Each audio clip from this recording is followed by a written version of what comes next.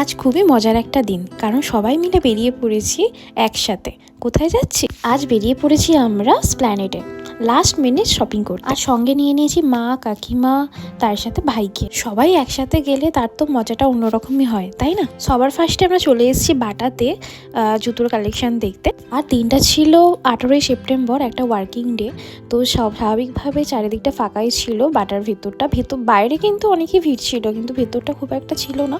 তো স্বাভাবিকভাবে আমরা টাইম নিয়ে ভালো করে কালেকশনগুলো দেখে নিতে পেরেছি। চারিদিকটা ঘুরে খুবই কনফিউজিং লাগছিল যে কোনটা ছেড়ে কোনটা নেওয়া হবে। তো যাই হোক, এখান থেকে খুব বেশি দেরি না করে আমরা যেটা নেওয়ার নিয়ে নিয়েছি। তারপরে বিলিংটা কমপ্লিট করে আমরা বেরিয়ে পড়লাম বাইরে। আর বাইরে স্বাভাবিকভাবে ভিড় ছিল। যারা স্প্ল্যানেডে শপিং একবার করেছে হয়তো বারবারই আসে, কারণ এখানে কালেকশন খুবই ভালো হয়, জুয়েলারি থেকে ক্লোথস থেকে। স্বাভাবিকভাবে সব জিনিসই এখানে অ্যাভেলেবেল, যে তুমি যেটা খুঁজবে সেখানে পেয়ে যাবে। সো বাইরে যা কেনার ছিল সেই শপিংটা কমপ্লিট করার পর আমরা আবার চলে এসেছি সিরেদার্সে।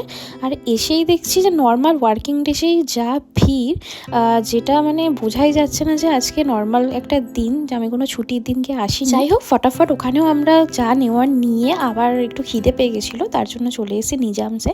তো অর্ডারটা দিয়ে আমাদের বেশ কিছুক্ষণ ওয়েট করতেই হয়েছে, প্রায় অনেকক্ষণই ওয়েট করেছি আমরা, 20-25 মিনিট মতো। কিন্তু ওয়েটিংটা খুব একটা বোরিং লাগেনি, কারণ আমরা ছিলাম 5 জন, আর 5 জন মিলে কতটা গল্প আড্ডা হতে পারে সেটা সবাই জানো। যাই হোক, এতক্ষণ ওয়েট করার পর আমরা যখন খাবারটা হাতে পেলাম, তো আমাদের খুব একটা ভালো লাগেনি। ফিনিটা তবুও একটু বেটার ছিল, কিন্তু আমার মনে হলো যে যা প্রাইস রেঞ্জ যেখানে আছে তার থেকে আমাদের হাওড়ার যে দোকানগুলো আছে স্ট্রিটে, তার ফুড অনেক ভালো। সো নিজামসে এসে কখনোই আমি আপনাকে সাজেস্ট করবো না যে এখানে ফুড ট্রাই করুন, কারণ প্রাইসগুলো মোটামুটি হাই ছিল, তার তুলনায় খাবার কোয়ালিটি খুব একটা বেটার ছিল না। যাই হোক, এখানে খাবার কোয়ালিটি খুব একটা ভালো না লাগলো, ডেকোরেমটা কিন্তু খুব একটা খারাপও লাগেনি।